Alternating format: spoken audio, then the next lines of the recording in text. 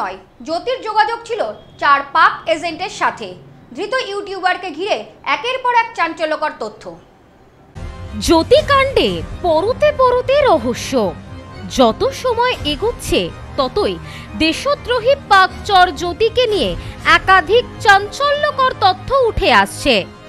পাক গুপ্তচর বৃত্তির অভিযোগ, ট্রাভেল কন্টেন্ট ক্রিয়েটর তথা ইউটিউবার জ্যোতি মালহোত্রাকে গ্রেপ্তারের পর থেকে নানান তথ্য হাতে এসেছে তদন্তকারীদের। জানা যাচ্ছে একজন নয়, চারজন পাক এজেন্টের সঙ্গে যোগাযোগ ছিল জ্যোতির। দিল্লিতে পাক হাইকমিশনে নিযুক্ত দানিশ ছাড়াও আরও 3 এজেন্টের সঙ্গে যোগাযোগ ছিল পাক চর জ্যোতি মালহোত্রার। তদন্তে উঠে এলো এমনই চাঞ্চল্যকর তথ্য।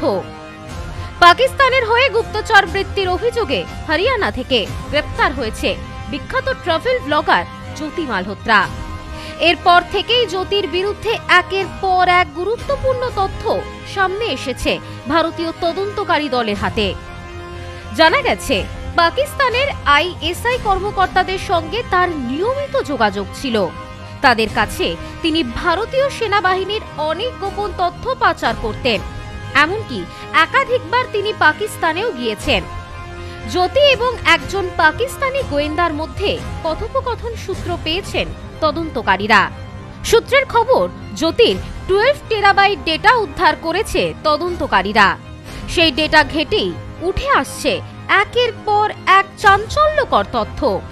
জানা গেছে দানিশ ছাড়াও এদের নাম আহসান ও শাহিদ এবং আরও একজনের নাম এখনো পর্যন্ত জানা যায়নি। তার নাম জানার চেষ্টায় ভারতীয় তদন্তকারীরা।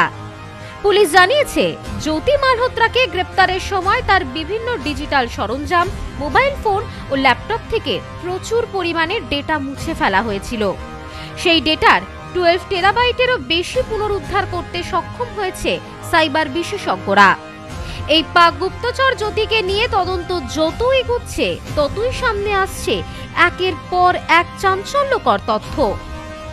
জ্যোতি মালহোত্রাকে গ্রেপ্তারির পর একের পর এক এই ভিডিও শুধুই যে জ্যোতির পাক যোগকে নিশ্চিত করেছে তা নয়, তদন্তকারীদের হাতে এসেছে জ্যোতির ডায়েরিও।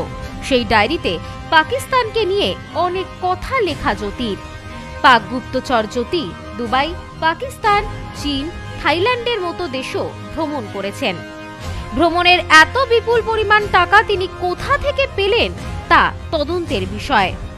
জ্যোতির গ্রেফতারির পর তার একের পর এক ভিডিও সামনে আসতে থাকে, যেখানে কোথাও তাকে দেখা যায় সেই ব্যক্তির সঙ্গে যিনি নাকি পেহেলগাঁও হামলার পর দিল্লিতে পাক হাইকমিশনে কেক নিয়ে গিয়েছিলেন। আবার কোথাও তাকে দেখা যায় লাহোরের আনারকালি বাজারের পাক নিরাপত্তা রক্ষীর সঙ্গে। একের পর এক এই ভিডিওগুলো জ্যোতির পাক যোগকে নিশ্চিত করেছে।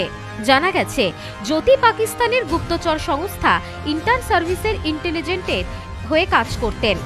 জ্যোতির বাবা প্রথমে দাবি করেছিলেন যে তার মেয়ে পাকিস্তানের ভিডিও শুট করার জন্যই ভ্রমণ করেছিলেন, কিন্তু বিপাকে পড়তেই তিনি তার বক্তব্য পরিবর্তন করে নেন।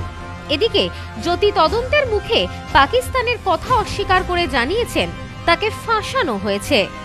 সূত্রের খবর, জেলে জ্যোতির বাবা জ্যোতির সঙ্গে দেখা করতে গেলে জ্যোতি তার ভেঙে পড়া বাবাকে বলে, কোনো উকিল নেওয়ার দরকার নেই, খুব তাড়াতাড়ি বেরোচ্ছি। ব্যুরো রিপোর্ট, নিউজ রোম্যান্সল্যান্ড। হজ উমরাহের জন্য নিয়ত করছেন, যাওয়ার জন্য বিশ্বস্ত প্রতিষ্ঠান খুঁজছেন?